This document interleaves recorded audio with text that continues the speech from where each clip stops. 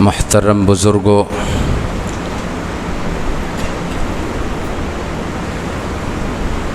رمضان المبارک کا مبارک مہینہ برکتوں والا مہینہ، فضیلتوں والا مہینہ ہمارے سروں پر سائے فگن ہونے والا ہے۔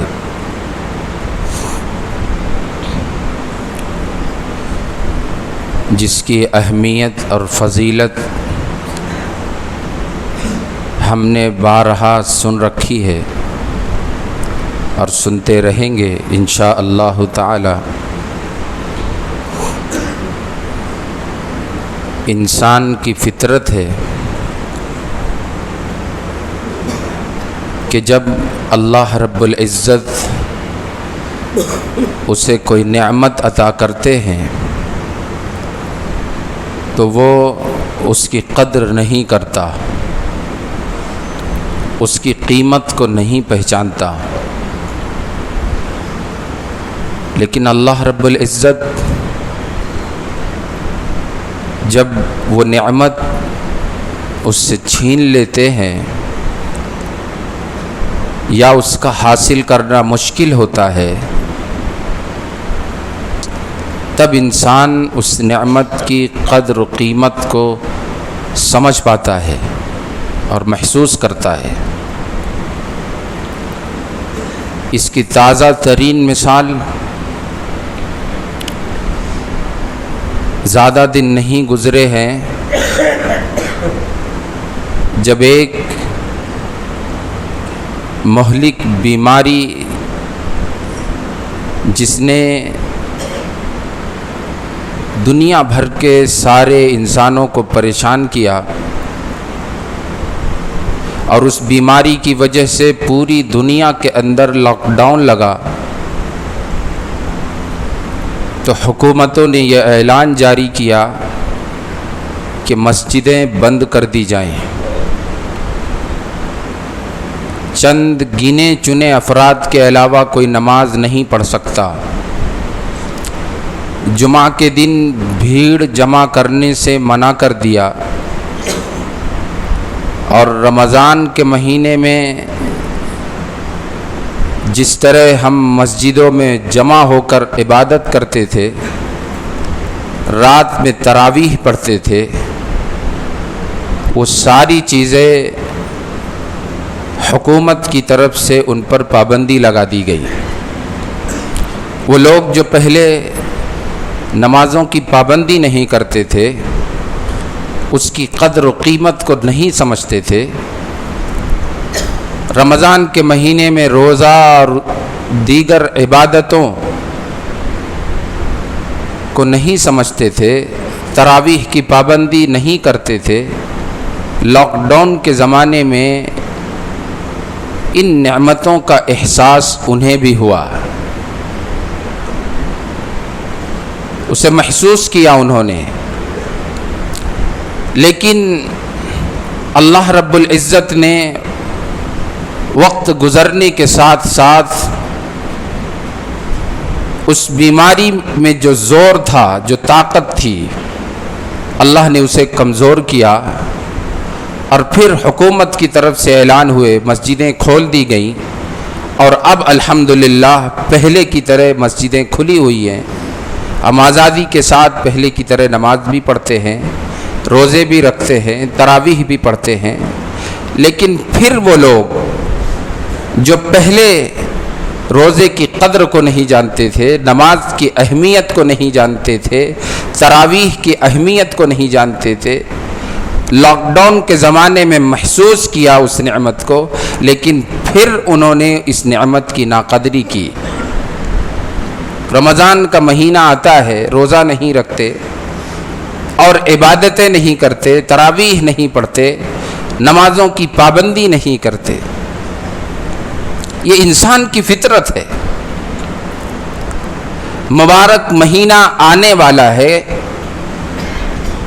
کچھ ہی دنوں میں ہمارے سامنے ہماری زندگی میں یہ مبارک مہینہ پھر ایک بار آئے گا۔ جس میں اللہ رب العزت نے ہم پر روزہ فرض فرمایا ہے۔ اللہ کے رسول صلی اللہ علیہ وسلم نے فرمایا روزہ اسلام کے ان بنیادی ارکان میں سے ہے جن پر اللہ نے اسلام کی بنیاد رکھی ہے۔ فرمایا اللہ کے رسول صلی اللہ علیہ وسلم نے بنی الاسلام علی خمس، اسلام کی بنیاد 5 چیزوں پر ہے۔ شہادت اللہ الہ الا اللہ وان محمد الرسول اللہ، پہلی چیز اس بات کی گواہی دینا کہ اللہ کے علاوہ کوئی معبود نہیں اور محمد صلی اللہ علیہ وسلم اللہ کے رسول ہے۔ دوسری چیز وَإِقَامِ الصَّلَاةِ، نماز پڑھنا، نماز ادا کرنا، وَإِيتَاءِ الزَّكَاةِ، تیسری چیز زکوٰۃ ادا کرنا، اور چوتھی چیز وَصَوْمِ رمضان، رمضان کے مہینے میں روزے رکھنا، اور پانچویں چیز وَالْحَجِّ عَلَى مَنِ اسْتَطَاعَ إِلَيْهِ سَبِيلًا، اللہ نے جسے طاقت و قوت عطا کی ہے، قدرت دی ہے، استطاعت عطا کی ہے، اس پر حج فرض ہے۔ یہ 5 بنیادی ارکان اور ستون ہیں جس پر اسلام کی عمارت ہے۔ بظاہر یہ معلوم ہوتا ہے کہ نماز کے مقابل، زکوٰۃ کے مقابل، حج کے مقابل روزے کا عمل مشکل ہے، انسان پر شاق گزرتا ہے۔ نماز دن میں 5 مرتبہ انسان اسے آسانی سے ادا کر لیتا ہے، وہ ساری شرطیں جو روزے میں ہیں نماز میں نہیں لاگو ہوتی۔ 5 نمازیں 24 گھنٹے میں فرض ہے، وقفے وقفے سے اسے ادا کرنا ہے۔ زکوٰۃ اس میں مال کی قربانی ہے، اور حج اس میں جان و مال دونوں کی قربانی ہے۔ لیکن آپ جب غور کریں گے تو آپ کو پتہ چلے گا کہ دیگر اعمال کے مقابل روزہ رکھنا مشکل ہے۔ روزہ نام ہے صبح صادق سے لے کر غروب آفتاب تک بھوکا پیاسا رہنا اور خواہشات نفسانیہ سے بچنا۔ انسان 11 مہینے کھاتا پیتا رہتا ہے اور اپنی جائز خواہش کو پورا کرتا رہتا ہے، اور جب رمضان کا مہینہ آتا ہے تو اچانک اس کے لیے 11 گھنٹہ 12 گھنٹہ بھوکا اور پیاسا رہنا پڑتا ہے اور خواہشات نفسانیہ سے بچنا رہتا ہے۔ اگر بظاہر روزہ مشکل ہے تو اللہ رب العزت، اللہ کے رسول صلی اللہ علیہ وسلم نے روزے دار کے لیے بڑی فضیلتیں بھی بیان فرمائی ہیں۔ جو شخص رمضان کی برکتوں کو محسوس کر لے گا، اس کی نورانیت کو محسوس کر لے گا، جو شخص رمضان میں روزہ رکھنے پر کیا فضیلتیں ہیں اس پر یقین کر لے گا، اس کے لیے 1 مہینہ صبح سے شام تک بھوکا پیاسا رہنا مشکل نہیں ہوگا۔ اور صرف صبح سے شام تک نہیں، وہ آسانی کے ساتھ 24 گھنٹے بھی بھوکا پیاسا رہ سکتا ہے۔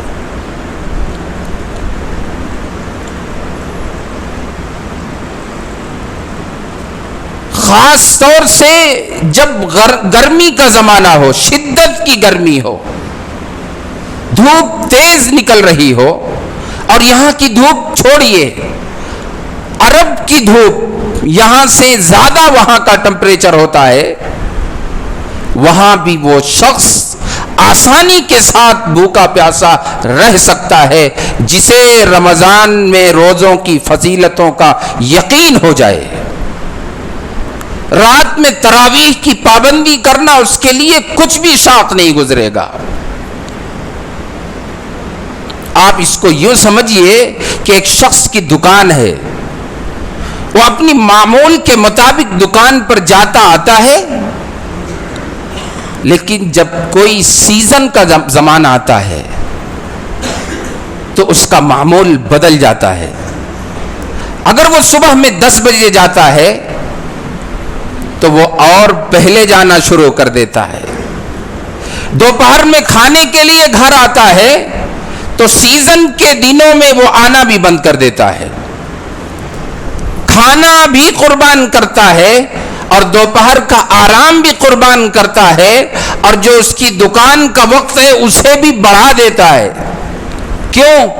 اس لیے کہ سیزن چل رہا ہے اور اس کو سیزن کی قدر و قیمت معلوم ہے, اس کی اہمیت اس کی نگاہوں کے سامنے ہے کہ میں اور دنوں میں جو کماتا ہوں, جو نفع ہوتا ہے, سیزن کے دنوں میں کہیں زیادہ کمانے والا ہوں, زیادہ میرا نفع ہونے والا ہے. دکان کے اندر جو مال ہے وہ سیزن کے دنوں میں بڑھا لیتا ہے. کیوں؟ اس لیے کہ اس کی قدر و قیمت کا اسے احساس ہوتا ہے. ٹھیک اسی طرح جو شخص یہ سمجھ جاتا ہے کہ رمضان اور رمضان کے مہینے میں روزوں کی کیا قدر و قیمت ہے, رات میں تراویح کی کیا قدر و قیمت ہے, سمجھ جاتا ہے تو اس کے لیے بڑا آسان ہوتا ہے قربانی دینا, صبح سے شام تک بھوکا رہنا, پیاسا رہنا, خواہشات نفسانیہ سے بچنا. اس کے لیے 1-2 دن بھوک پیاس کا احساس ہوتا ہے. اس کے لیے عام جیسی اس کی پہلی زندگی گزری ہے ویسی زندگی اس کی دن میں گزرتی ہے, روزے کی حالت میں. اور جس شخص کو نہیں احساس ہوتا, جو نہیں سمجھ پاتا رمضان کے مہینے کو, اس کی قدر و قیمت کو, اس کی برکتوں کو, اس کی فضیلتوں کو نہیں محسوس کر پاتا, اس کے لیے 1-2 گھنٹہ بھی بھوکا پیاسا رہنا مشکل ہوتا ہے, نہیں رہ پاتا وہ. پھر وہ فیصلے کر لیتا ہے مجھے نہیں روزہ رکھنا ہے, مجھے رات میں تراویح نہیں پڑھنا ہے. یہ فیصلے کیوں کرتا ہے؟ اسی لیے کرتا ہے کہ اسے قدر و قیمت نہیں معلوم, اسے اہمیت نہیں معلوم. اور پھر نتیجتاً کیا ہوتا ہے, پھر جو کام نہیں ہونا چاہیے رمضان کے مہینے میں وہ کام ہوتا ہے. خاص طور سے رمضان کے مہینے میں دن میں گھروں میں چولہے نہیں جلا کرتے تھے, لیکن اب غیر روزے داروں کی کثرت اتنی ہو چکی ہے کہ عورتیں دن میں چولہا جلاتی ہیں, صبح میں ناشتہ بناتی ہیں ان کے لیے. کام پر جانے والے جو لوگ ہوتے ہیں وہ ناشتہ کر کے کھانا لے کر جاتے ہیں. یہ حالت ہو گئی ہے. ہم اتنے بگڑ گئے ہیں, پہلے ہم اتنے بگڑے ہوئے نہیں تھے. جو بڑی عمر کے لوگ ہیں ان سے پوچھیں, وہ بتاتے ہیں کہ ہمارے زمانے میں بچپن میں اس طرح علل اعلان غیر روزے دار کھاتے پیتے نہیں تھے. ہمارے دوست و احباب میں کوئی اگر روزہ نہیں رہتا تھا تو ہم سمجھ ہی نہیں پاتے تھے کہ ہمارا فلاں دوست روزہ نہیں رہتا ہے. کب کھا لیا پی لیا محسوس نہیں ہوتا تھا, اور علل اعلان کھلم کھلا کھانا پینا یہ دور کی بات تھی. لیکن زمانہ گزرنے کے ساتھ ساتھ ہم بہت بگڑ چکے ہیں, شریعت سے ہم بہت دور ہو چکے ہیں, اللہ سے ہم نے اپنا رشتہ ہم نے توڑ رکھا ہے. اور پھر جب رمضان کا مہینہ آتا ہے, روزے آتے ہیں, اس کی قدر و قیمت ہمیں نہیں معلوم ہوتی تو ہم علل اعلان کھاتے پیتے پھرتے ہیں. گھروں میں اگر چولہے نہیں جلتے تو اب ہوٹلوں کا انتظام ہے, ہوٹل ہر محلے میں ہوتے ہیں, پردے لگا دیے جاتے ہیں غیر روزے داروں کے لیے. اور وہ ہوٹل والا کوئی غیر نہیں ہوتا, اپنا ہی ہوتا ہے جو ہوٹل چلاتا ہے. اور غیر روزے دار ہوٹل میں جا کر دن میں کھانا پینا سب وہ وہیں پر کرتے ہیں. ہوٹل والا خود اپنا تاثر پیش کرتا ہے کہ عام دنوں میں وہ فائدہ نہیں ہوتا جو رمضان میں فائدہ ہوتا ہے دن میں. یہ المیہ ہے, اتنا ہم بگڑ چکے ہیں, ہمارے اندر اتنا فساد برپا ہو چکا ہے. یہ کیا اللہ کے حکم کی توہین نہیں ہے؟ علل اعلان روزہ نہ رکھنا اور کھاتے پیتے رہنا, یہ روزوں کی اور رمضان کی توہین ہے, اللہ کے حکم کی توہین ہے. اور اللہ کے کسی حکم کی توہین کبھی کبھی صرف گناہ کا سبب نہیں بنتی، کبھی کبھی وہ توہین کفر تک پہنچا دیتی ہے، اللہ کے کسی حکم کی توہین۔ اس لیے ہم رمضان میں اس مہینے کی توہین کرنے سے بچیں، روزہ رکھنے کی نیت کریں، اس کی اہمیت کو سمجھیں، اس کی فضیلت کو سمجھیں، اس کی نورانیت کو سمجھیں۔ اللہ کے رسول صلی اللہ علیہ وسلم 2 مہینہ پہلے سے تیاری کرتے تھے، روزوں کی کثرت فرماتے تھے۔ حضرت عائشہ رضی اللہ عنہا بیان فرماتی ہے ایسا لگتا تھا کہ آپ کبھی روزہ توڑیں گے ہی نہیں، اتنی کثرت سے آپ روزہ رکھتے تھے رجب اور شعبان کے مہینے میں، تاکہ جب رمضان کا مبارک مہینہ آئے تو آسانی کے ساتھ اس میں روزہ رکھنا، ساری عبادتیں کرنا آسان ہو جائے۔ پہلے سے آپ تیار رہتے تھے۔ جس طرح جب ہمارے گھروں میں کوئی خوشی کا زمانہ آتا ہے، شادی بیاہ کا موقع آتا ہے، تو ہم سالوں پہلے سے، مہینوں پہلے سے اس کی تیاری کرتے ہیں۔ کیوں تیاری کرتے ہیں؟ اس لیے کہ ہمیں اس کی اہمیت معلوم رہتی ہے کہ اس موقع پر کوئی کمی نہ ہو جائے اور کمی کی وجہ سے ہماری بے عزتی نہ ہو جائے، اس لیے ہم ہر لحاظ سے شادی بیاہ وغیرہ کے لیے پہلے سے ہی تیاری کر لیتے ہیں۔ لیکن رمضان کے مہینے کے لیے، روزوں کے لیے ہم پہلے سے تیاری نہیں کرتے ہیں، اس لیے ہمیں اس کی اہمیت اور اس کی قدر و منزلت نہیں معلوم ہوتی۔ روزے دار کی ایک فضیلت ہے، اس کی اپنی اہمیت ہے۔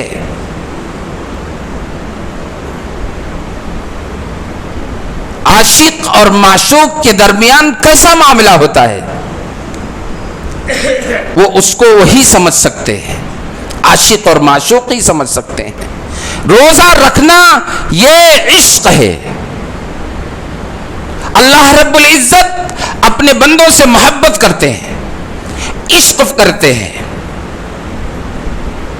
اگر معشوق پھٹے پرانے کپڑے میں ہو، اس کے بال پراگندہ ہو اور اس کے چہرے پر گرد و غبار اٹے ہوئے ہو، تب بھی عاشق کو وہ پسند آتا ہے۔ ٹھیک یہی حالت روزے کی حالت میں روزے دار کی ہوتی ہے۔ اللہ کے رسول صلی اللہ علیہ وسلم فرماتے ہیں لخلوف فم الصائم، روزے دار کے منہ کی جو بدبو ہوتی ہے، اطیب عند اللہ من ریح المسک، اللہ کو مشک سے زیادہ پسند ہے۔ اللہ رب العزت روزے دار سے روزے کی حالت میں اتنا محبت فرماتے ہیں کہ اس کے منہ کی بدبو بھی اللہ کو مشک سے زیادہ پسند ہوتی ہے۔ ورنہ منہ کی بدبو کے سلسلے میں کیا مسئلہ ہے؟ اگر آپ نے پیاز کھا لیا، لہسن کھایا ہے، تو مسجد میں آنے سے منع کیا گیا ہے جب تک اس کی بدبو زائل نہ ہو جائے۔ اگر آپ اس حالت میں آ جائیں گے تو رحمت کے فرشتے آپ سے دور ہو جائیں گے۔ لیکن روزے کی حالت میں منہ میں جو بدبو پیدا ہوتی ہے، بھوکے اور پیاسے رہنے کی وجہ سے، اور یقیناً پیدا ہوتی ہے، ہم اس کا احساس بھی کرتے ہیں اس بدبو کا، اللہ فرماتے ہیں کہ اس کے منہ کی بدبو اللہ کو مشک سے زیادہ پسند ہوتی ہے۔ اللہ روزے دار کو کیا عطا کرتے ہیں؟ اللہ کے رسول صلی اللہ علیہ وسلم فرماتے ہیں، حدیث قدسی ہے۔ حدیث قدسی کسے کہتے ہیں؟ کہ وہ بات جو اللہ کے رسول صلی اللہ علیہ وسلم بیان کریں اور یہ کہیں کہ یہ اللہ نے بیان فرمایا ہے، اسے حدیث قدسی کہتے ہیں۔ تو اللہ رب العزت نے فرمایا ہے کل عمل ابن آدم لہ الا الصوم، کہ ابن آدم کا ہر عمل اس کے لیے ہوتا ہے سوائے روزے کے۔ فإن الصوم لی وأنا أجزی بہ، روزہ میرے لیے ہوتا ہے اور بدلہ میں دوں گا اس کو۔ جب نماز پڑھتا ہے بندہ زکات دیتا ہے، حج کرتا ہے یا کوئی اور نیکی کرتا ہے، اللہ رب العزت نے فرشتوں کو متعین کیا ہے کہ فلاں عمل پر اسے یہ نیکی اتنا دے دی جائے، نامہ اعمال میں فرشتے اسے درج کر دیتے ہیں۔ لیکن جب روزے کی بات آتی ہے تو اللہ رب العزت نے فرشتوں کو منع فرمایا ہے، یہ تمہارا کام نہیں ہے، یہ میرا کام ہے، اس لیے کہ بندے نے روزہ میرے لیے رکھا ہے۔ بعض حدیثوں سے پتہ چلتا ہے کہ روزہ اللہ فرماتے ہیں کہ بندہ بھوکا میرے لیے رہتا ہے، پیاسا میرے لیے رہتا ہے، خواہشات نفسانیہ سے بچتا ہے تو میرے لیے بچتا ہے۔ ایک بڑھیا تھی، اس کے گھر میں شکر ختم ہو گئی، حاتم تائی کا زمانہ تھا، اس نے خبر بھیجی کہ مجھے 1-2 کلو شکر دے دی جائے۔ حاتم تائی نے پوری گونی بھیج دی اس کے پاس۔ اب وہ پریشان ہوئی، میں غریب اور رکھنے کی جگہ بھی نہیں میرے پاس، خراب ہو جائے گی شکر۔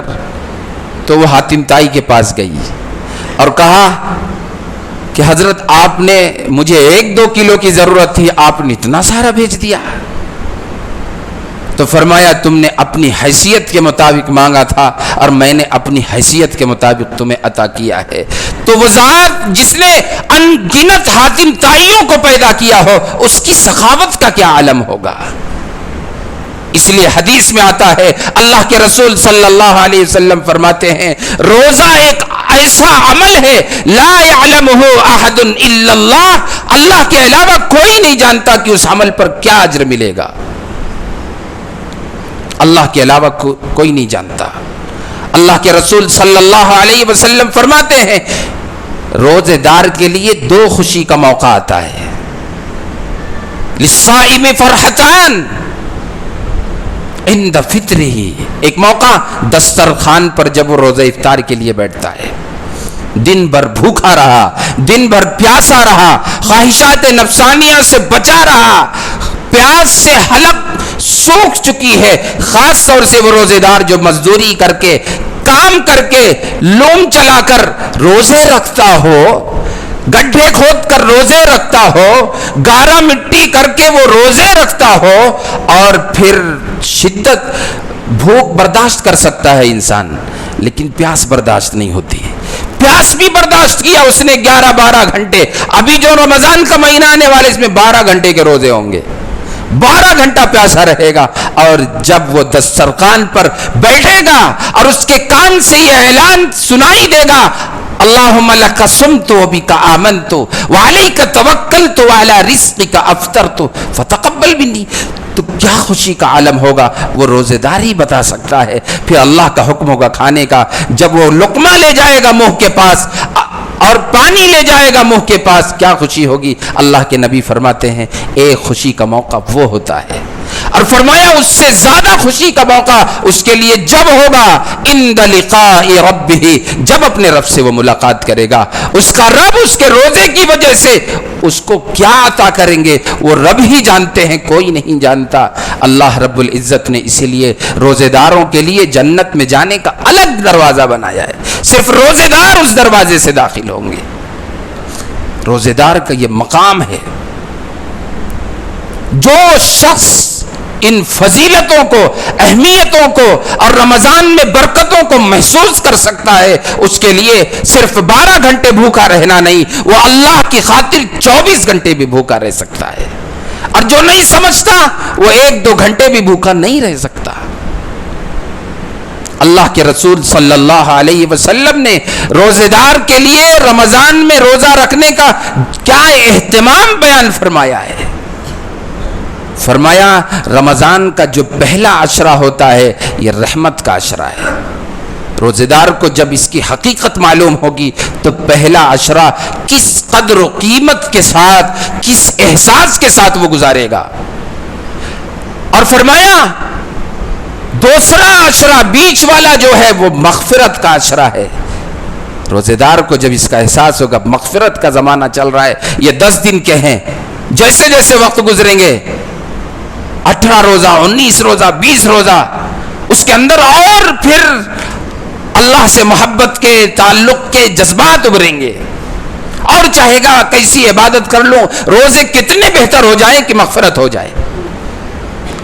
اور فرمایا جو آخری اشرہ ہے وہ جہنم سے آزادی کا اشرہ ہے. جو روزے دار اس اہتمام کے ساتھ روزے رکھے گا اور ان باتوں کو سمجھ لے گا، محسوس کر لے گا، اس کا ادراک کر لے گا، اس کے لیے کچھ مشکل نہیں ہے 11-12 گھنٹے روزے رکھنا. اللہ کے رسول صلی اللہ علیہ وسلم نے اور فضیلتیں بیان فرمائی ہیں. وقت مختصر ہوتا ہے، اس لیے سب کا احاطہ نہیں کیا جا سکتا. بس ہم اللہ سے یہ دعا کریں کہ اللہ ان باتوں پر جو کہی گئی ہمیں عمل کرنے کی توفیق عطا فرمائے. اور چند دنوں کے بعد جو رمضان کا مہینہ آ رہا ہے، اللہ ہمیں اس مہینے میں پورا مہینہ روزہ رکھنے کی توفیق عطا فرمائے، تلاوت کی توفیق عطا فرمائے، خوب نوافل کی توفیق عطا فرمائے. اور رات میں جو خاص عبادت ہے تراویح کی، جسے ہم نفل کہہ کے ہٹا دیتے ہیں، سمجھ نہیں پاتے تراویح کا کیا اپنا مقام ہے، کتنا ثواب ہے اس پر، کیا فضیلت ہے تراویح کی. اللہ کے رسول صلی اللہ علیہ وسلم نے جب 29 شعبان کا دن تھا، شام کا وقت تھا کہ ابھی سورج غروب ہوگا اور چاند نکلے گا، رمضان شروع ہو جائے گا، آپ نے صحابہ کرام کو جمع کیا. حضرت سلمان فارسی رضی اللہ عنہ فرماتے صحابہ کرام کو جمع فرمایا اور آپ نے کچھ نصیحتیں فرمائی تاکہ چاند نکلے، رمضان شروع ہو اور رمضان غفلتوں سے نہ گزر جائے. اس میں سب سے پہلی بات آپ نے جو فرمایا مبارک مہینہ آنے والا ہے ابھی جب چاند نکلے گا، اور پھر فرمایا اس مبارک مہینے کی جو راتیں ہیں ان راتوں میں ایک جو عبادت ہوتی ہے اس کی اپنی ایک فضیلت ہے، یعنی تراویح. تو اللہ ہمیں رمضان کے مہینے میں تراویح کی پابندی کرنے کی توفیق عطا فرمائے. آمین. وآخر دعوانا الحمدللہ رب العالمین.